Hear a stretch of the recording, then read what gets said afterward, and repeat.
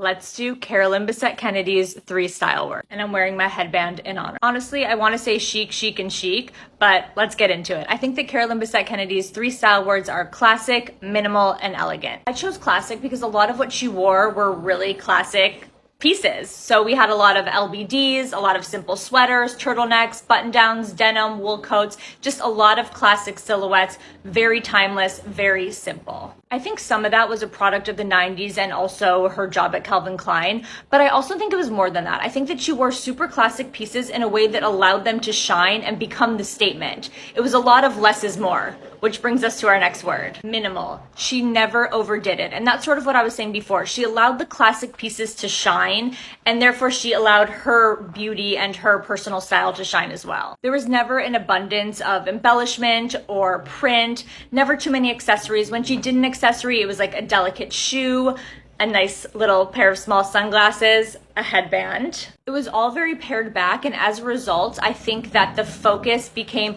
the beauty of the garment itself, the beauty of the simplicity and the minimalism. I also just want to make a note here, if you identify with this kind of minimalistic approach, I think that a very important part of minimalism is fit. Because if you're intending for the piece itself to be the statement without any distraction, then I think that the fit and the cut of the garment is extremely important. It doesn't mean that things have to be super expensive. I think that you just need to focus on the fit, maybe focus on the tailoring a bit. You don't need a million black turtlenecks, but you just want one that fits really well. And I think that that is sort of the key to minimalism. And I think that's why people really responded to her style. I think there's also a simplicity to her hair and makeup, which really allowed her to shine. And I think it brought such a sophistication, which brings me to my next word, elegant. I chose elegant because I think it really speaks to what I was saying before about how the beauty is sort of in the restraint. I also used a lot of really elegant textures to add depth to her look. There was a lot of silks and cashmere and chiffon and wool, and I think that that again added a sophistication. She was also a Kennedy, so obviously had access to really